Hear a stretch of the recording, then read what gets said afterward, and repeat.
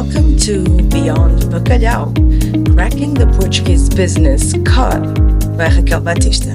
Hi, everybody, and welcome to the fourth episode of my podcast, Beyond Bacalhau, Cracking the Portuguese Business Code. And I'm here with Vera Neves.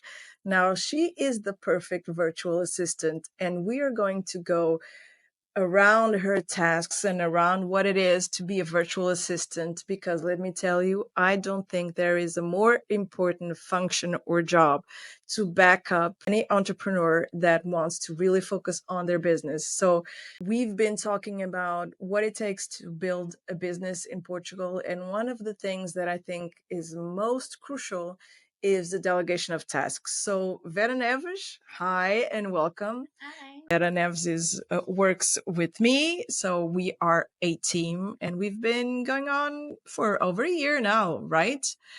And Yeah. I couldn't ask for for a project or something. It's I couldn't ask for a better person to be on my team. So I'll pass the mic on to you, so you can introduce yourself or say whatever you want to. Thank you so much.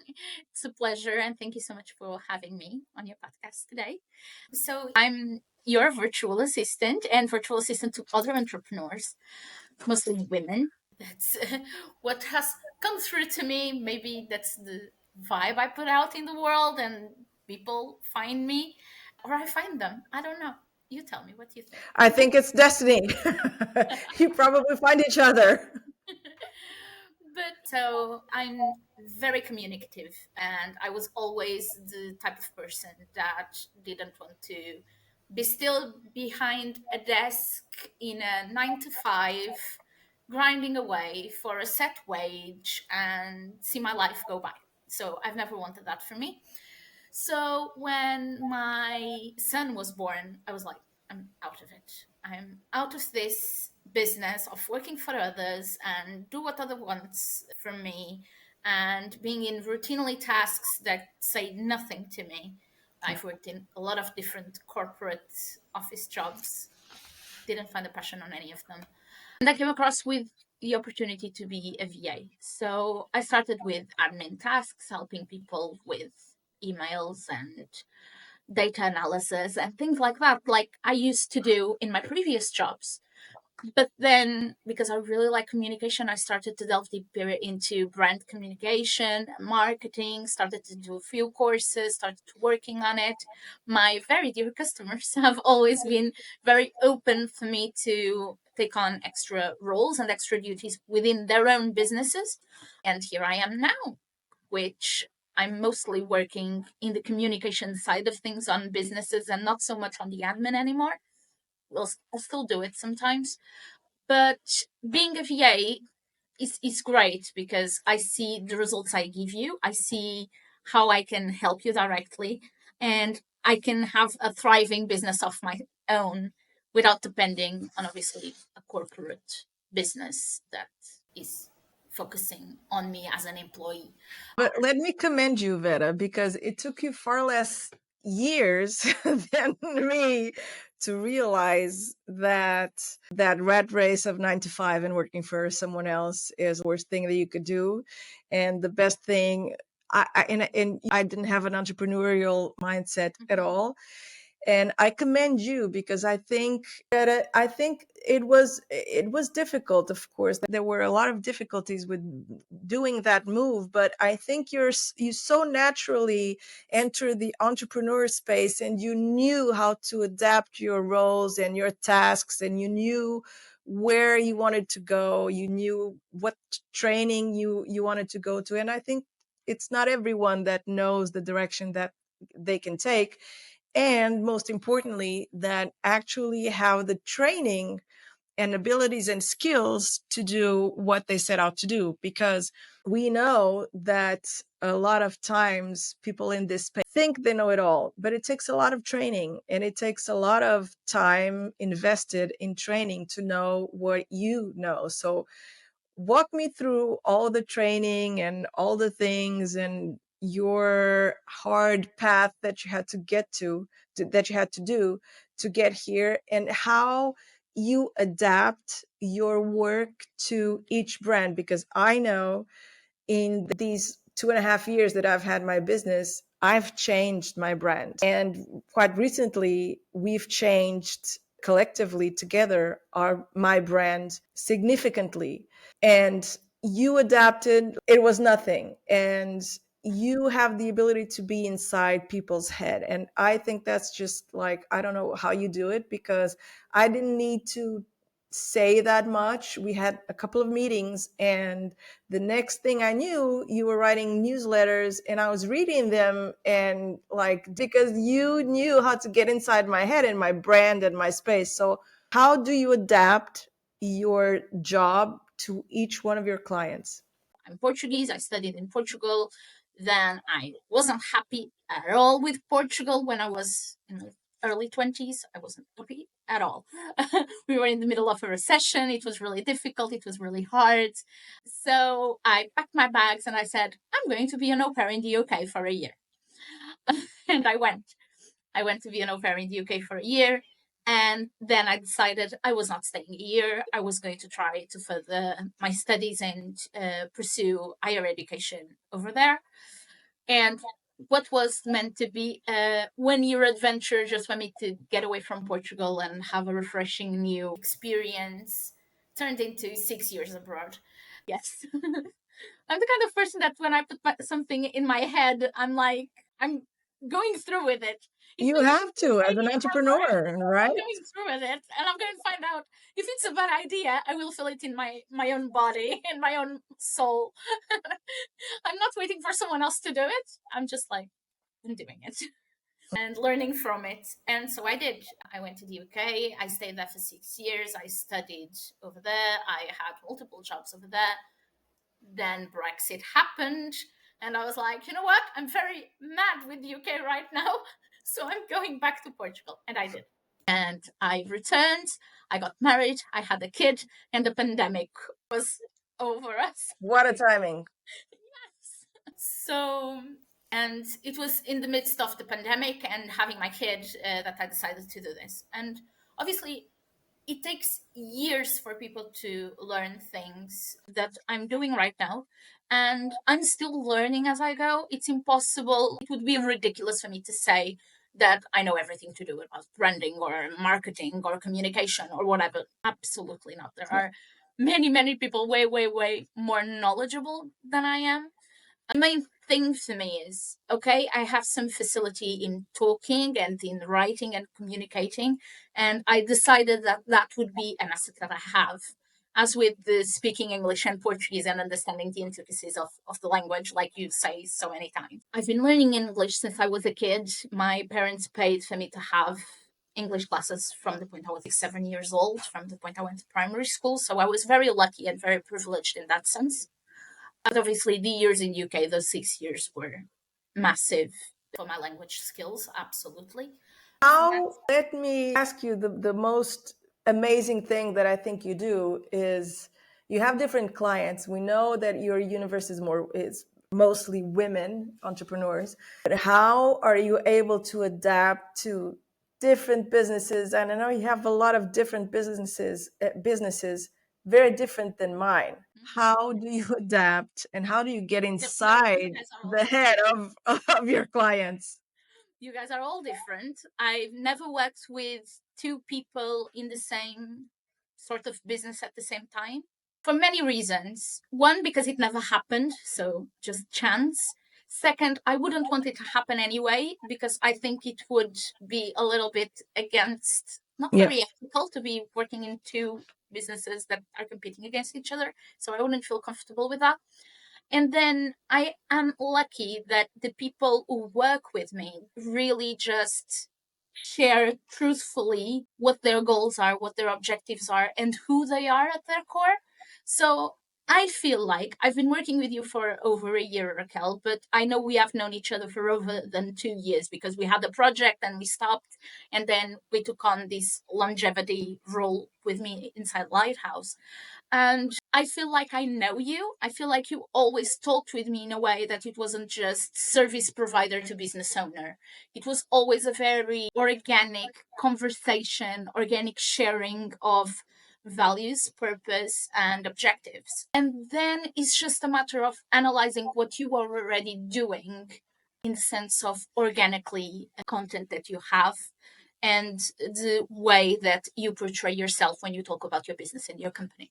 And then what Yeah, I do. but it's the most difficult thing because you always talk to me about authenticity and the importance of being authentic in communication. And we know that I've strayed from that path sometimes. And you were one of the persons that put me back on my track because I was Yeah, because I felt getting a it little wasn't lost, and you reflecting you. were able to be completely honest and truthful and friend enough to tell me, look, I don't think we're going the right way, and let's refocus, and let's get you back to you, because it's very easy to go back to what people expect of you and what you think people want and deviate yourself from your authentic self, flaws and all. But it's kind of difficult because you're vulnerable. So you always talk about the power of authenticity, but in the end you are writing for someone else, and you can remain authentic like you do. When I read something, I question, who wrote this? Was it me? Was it Vera? And so that is very difficult. That is a very difficult thing to do, not only to adjust to the business itself, to the kind of activity, but also then to get inside the person's personality and be able to write as they were the person. So that's I guess like, I can't really explain how exactly I do it. I just know that I ask questions. You guys give me the answers. I go back to what I already have from content that you gave me, because in the beginning it was you writing it. I was just doing the design, and I was doing the content revision to see if things, from more of a copywriting point of view, to see if the sentences were written in a way that would be nice sounding, because sometimes we write as we speak, right? And I usually like that. I like for us to keep your personal quirks in speech in our text, because I think that comes across to your audience in a way that is most personable and approachable. unfiltered. But the content is always yours. So I never create something out of thin air just for you. It's just what is important to you, what is happening in your business, what are the topics that you want to share. And then obviously I have this massive perk of knowing you, and we have a friendship over the business side of. So it's very easy for me right now, because it has been over a year, to say, well, Raquel would never say this, but Raquel would say that. Raquel doesn't believe this, so she wouldn't say something like that. So she would say something like this. Sometimes you come up with themes and subjects for newsletters, and I'm like, these are technical things from a specific or for a specific activity or field. How can you do that with a nursing business, for Christ's It's two sakes? sides of a coin. It's two sides of a coin. It's research. It's and research with you giving me some input as well, because when I do that kind of research, I always pass it through you. But then it's another facet of the coin, which I think is changing everything right now. And that's AI, right? So artificial intelligence is a tool. It's impossible for me to have all of the knowledge about all of these technical things that my clients are the experts on. I don't create businesses, you create businesses, but it's impossible for me in my brain to have all of the information you have in yours. And for me to do this with every client I have. So I do have a library of things, of content, information, research that I do. But then I do things that changed my life since it started, which is asking ChatGPT explain this to me like I was 5 years old. I did a lot of courses on artificial intelligence. I'm actually doing another one now, more specific for bots and things like that, which is very niche, very specific. ChatGPT can be a tool that helps us massively. What we just need to be aware of, it's a tool like your email marketing platform, like your Google Calendar, like your email, like your CRM. It's another tool. And tools, we use them for an output that we need and serves us. Is not my master. ChatGPT doesn't own me. I own it. So I tell him what I want, I tell him what I need, and I train him specifically for it to give me the best thing. How do I explain this? The way I work with ChatGPT is through a reverse engineering prompts. So I put it doing the Simple. prompts. But the main thing is, let's do research. Let's see what there's on offer for us. When Canva was created for Mm. make design accessible for everyone, it was massive, right? Hmm. When I don't know, when video editing tools that were very complex started to get Yeah. streamlined to be more intuitive and easier, things like that. So it's always the same thing. So what I do in my line of work is I work with entrepreneurs. They're all different. They all require different things from me. I need to understand you guys really well. So I need to be on my toes asking you questions that will help me in my line of work. And that's how I managed to do it. So it's me writing, it's asking ChatGPT to help me, it's sending things to you for you to revise and give me active feedback on it. It's me working on that feedback.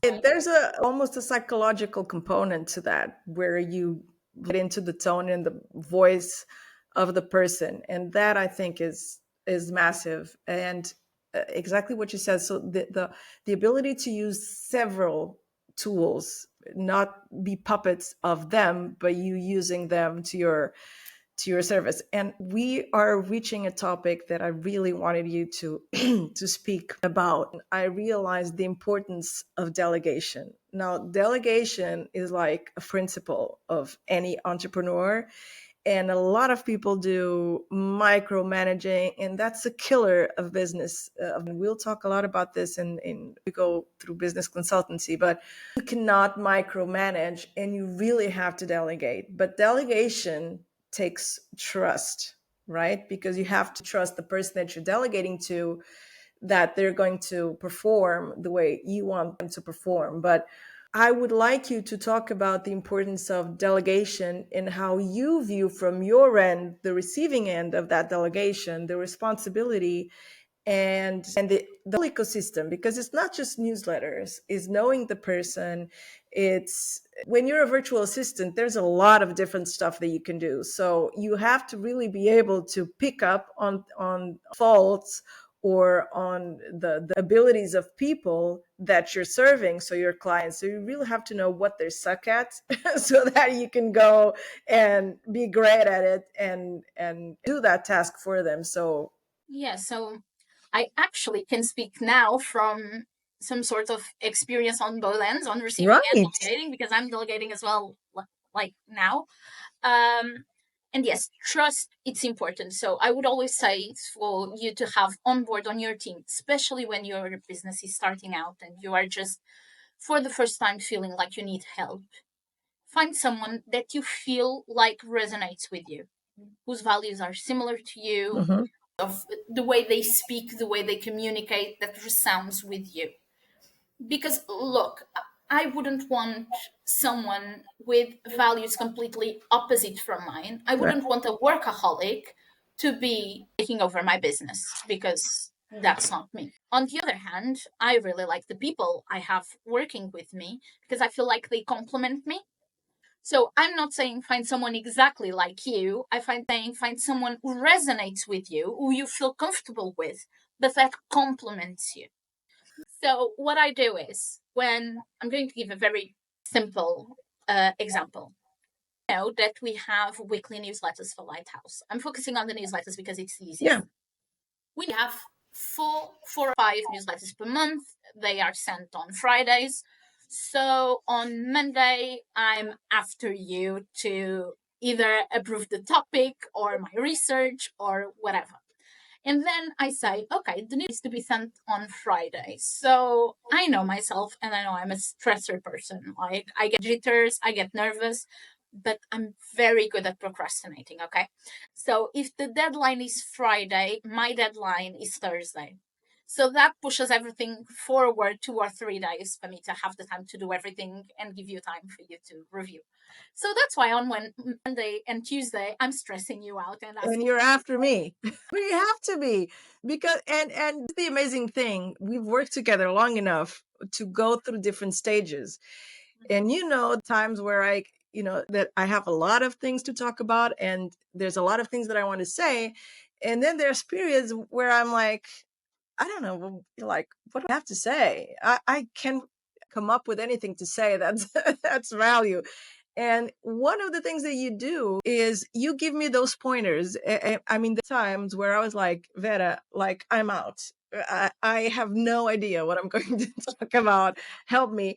And then you come up with like 4 or 6 subjects that we talk about in the newsletters. And so that is very important as well, is that when your client is really faulting at something, that you can see that and go and that fault. And so when I'm out of inspiration, I know that I can trust you to go, okay, Raquel, you can talk about these things, this, or we can reuse or recycle material or whatever it is, because that's another thing that a lot of people don't know. We're producing a lot of content, and then you just said something so simple. It sounded so simple at the time, and I was like, what? Which was, you are filming yourself while you're talking, right, Raquel? And I was like, you have to do this. Get your phone like to you and film yourself. I'm still talking anyway, and we have like this content now that we can use. That is very useful to people that are not listening or viewing at time, and so it's important to give access to those people too. And so it's like a very simple idea, but it's like mastermind. So it's like crazy genius. So everybody, if you want to, That idea isn't mine. That idea was someone who taught me, and probably that person who taught me was taught by someone else. So obviously, all of this, again, I don't know everything. Thankfully, I'm excited because there's much more to learn and much more to know how to do. And in a year, I will do things differently, and some things I will hopefully do better. It's just being smart. So I talk about this a lot in my content on my Instagram. And our day has 24 hours. Yeah. And I usually say that time is the only thing that is the same for everyone. Everyone on the face of the earth has 24 hours every day, unless you die. And it's the same Nothing seconds, you the can do same about minutes, that. same hours. We all have 24 hours and we all sleep, and we should be sleeping 8 hours at least, I guess. I know I'm not, but I think women are supposed to sleep even more. I think so, and we should. We deserve it. But I can tell you I'm not. Me neither. So we take time for sleeping, for eating, for doing the things we need to do. We need to sort out time for our families. I know that's for me is a negotiable. I know for you as well. I know how you do it with 3 kids. I don't. And then we have our own job. And in our case, all of us, the ones interested in this, if you're listening to us, you either have a business or you're thinking seriously of having one, right? So we need to be clever.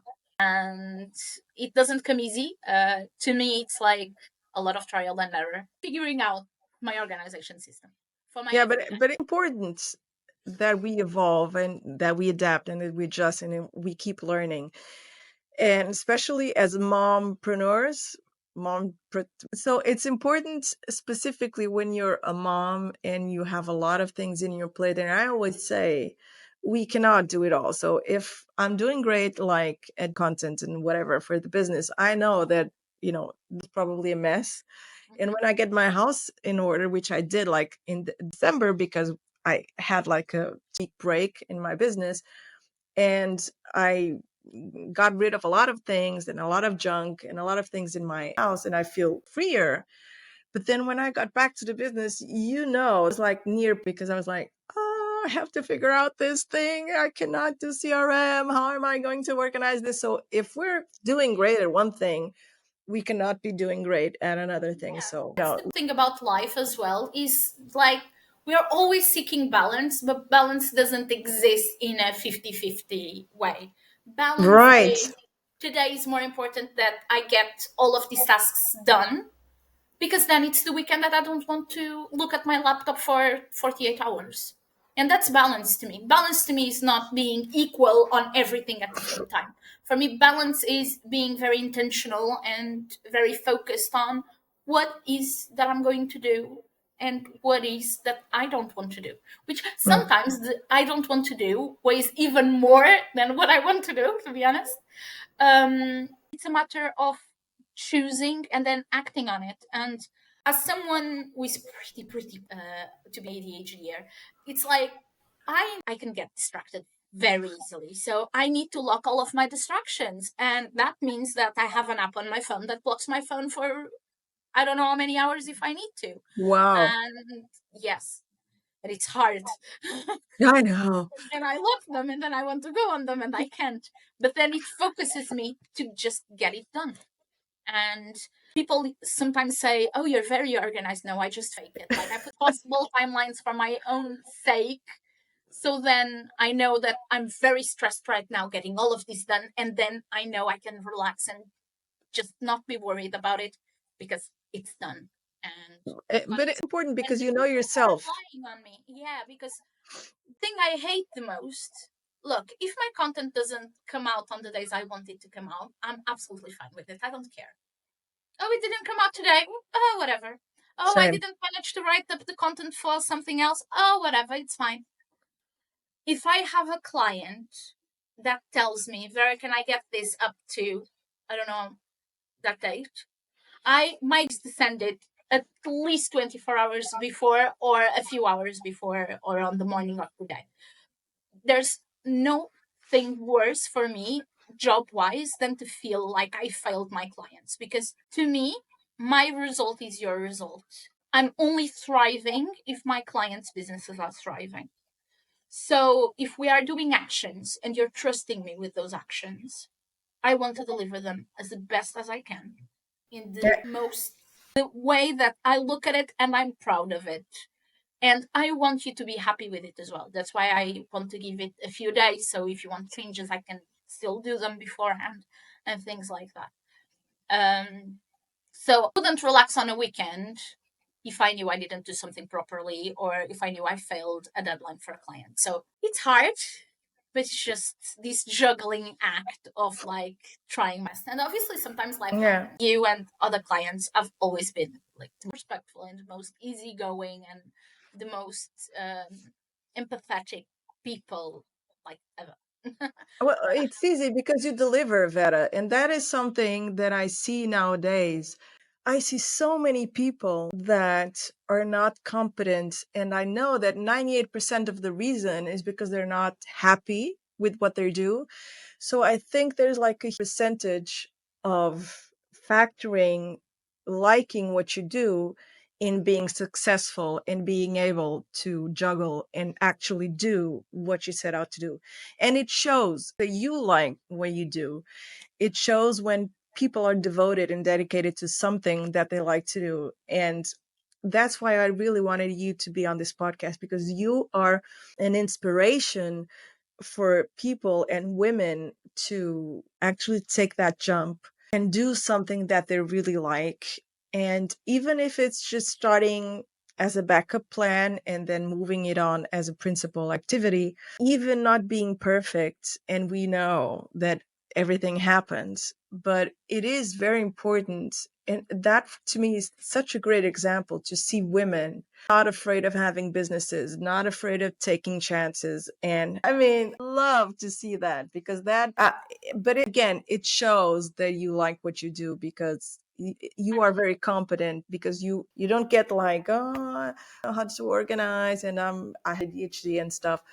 You around those things and you have the grace to give yourself that space of not being perfect, and then you extend that to your clients because God knows no client is perfect. I am really far from being that. At least I know I'm not, and I know you're not striving for perfection. Everyone wants to throw the towel sometimes and things. It's not worth it, in my opinion. And being able to recognize that this is a path, we will get better, but do that and not be afraid of making mistakes because I think that's a very, it's like do it perfectly or we're afraid of doing it. And I really wanted to talk with you about this because it's not about being perfect. It's not about having 100% of everything.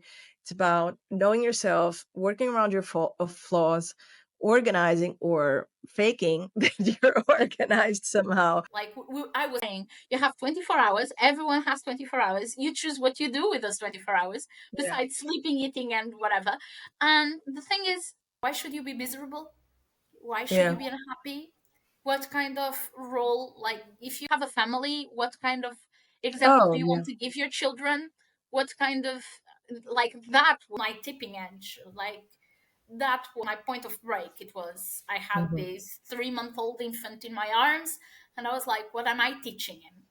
That I hate what I do, that I hate the way that I'm being made to work when he's 5 months old, like, wait till he's tiny. Yeah. um and I was like, I don't want this. I'm not doing this. I'm not conforming to this. And then I thought of That, everything I've done in my life just to go against what people thought I should be doing. and we have a quite Doing similar this. path in that sense, that it was our children, this tiny and 4 months old or 3 months old or whatever, that made us make this decision of doing better for ourselves. So this is also something that I want to stress out. Even when you have an infant in your arms, as both of us did, it is still possible. And it's not like we're super women. It's about being humble enough to know that things won't perfect, but actually taking that step. And So, now I look back and I think, oh, crazy. You were postpartum. You're crazy. What were you doing? yeah. But it's so worth it. And it's worth it every day. It's Yeah, absolutely same. worth it. All the stress, like, we are going to stress anyway, as you say. Like, stress is always there. So we might as well choose which stress we want to take head on, right? Exactly. I prefer to deal with the taxes and things like that than to have to do a 9 to 5 Yeah. or 9 to 6. With me, it was always No, nine to yeah. six, never Never nine. nine to nine to Nine to five. six, 9 to 7. Like, Yeah. ridiculous. So that is amazing, Vera. And I think these were all very important messages that, important to get across. People, Vera's example, she's a mother, she's an entrepreneur, she's a boss CEO. And we're like juggling it all, but we are happy in what we do. And what I also wanted to say this here is the fundamental importance of delegating tasks, because we cannot do it all. Thank you so much for coming on my podcast and highlighting the importance of juggling it all, but being graceful to yourself and knowing that you're not going to be perfect. I wanted to highlight the importance of delegating tasks. And for that, the assistance world is like a big piece of essential peace of mind for any entrepreneur. And thank you so much for being on my team and remaining on my team and being able to handle the chaos and the lack of organization, or like any of organization that I may have. And I will put all your socials and all your connections here. Thank you so much for Thank you. here. A pleasure. It's as always to be chatting with you. It's a pleasure working with you. I really, really enjoy, and I think you have such a great purpose with what you do and the way you help people, because that's one of the main things. Like, it's important to do it all. Yeah. So we might as well trust people who know things and are better equipped to do things. Thank you.